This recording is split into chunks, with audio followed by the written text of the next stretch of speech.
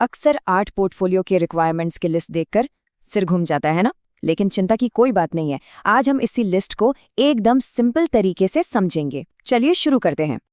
तो ये देखिए, जब पहली बार ऐसी कोई ऑफिशियल लिस्ट सामने आती है तो हाँ, थोड़ी डरावनी लग सकती है। इतने सारे पॉइंट्स, इतने सारे नियम।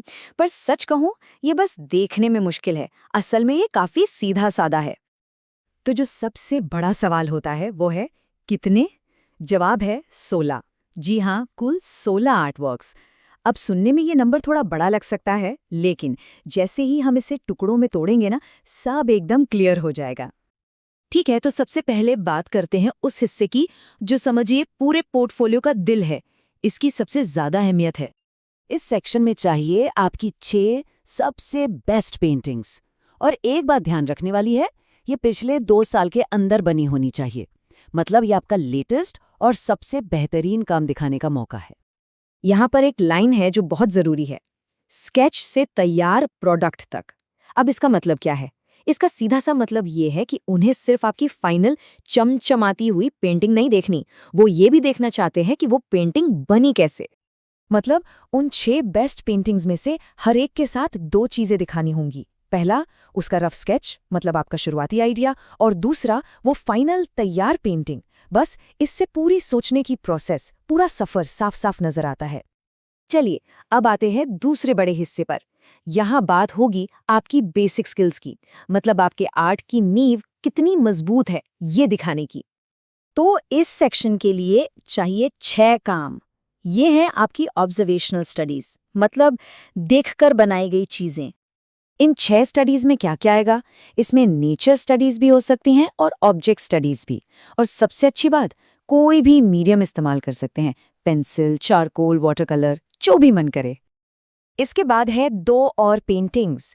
ये खास तौर पर कॉम्पोजिशन स्किल्स को दिखाने के लिए हैं। मतलब एक फ्रेम में अलग अलग एलिमेंट्स को कितनी खूबसूरती से अरेंज किया जाता है, ये दिखाने के लिए। और अब आते हैं पोर्टफोलियो के सबसे दिलचस्प हिस्से पर। यहाँ एक कलाकार को अपनी पहचान, अपनी यूनिक आवाज दिखाने का मौका मिलता है। ये वो जगह है जहाँ पर्सनल स्टाइल खुलकर सामने आता है।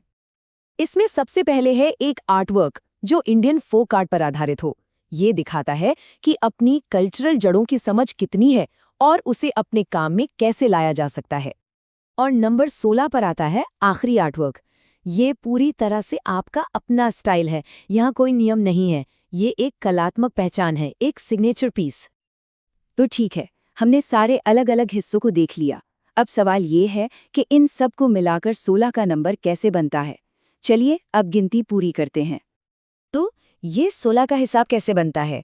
हमने 6 की बात की, फिर 6 की, फिर 2 की। चलिए अब इस पूरी पहेली को एक साथ जोड़कर देखते हैं। ये रहा पूरा हिसाब किताब।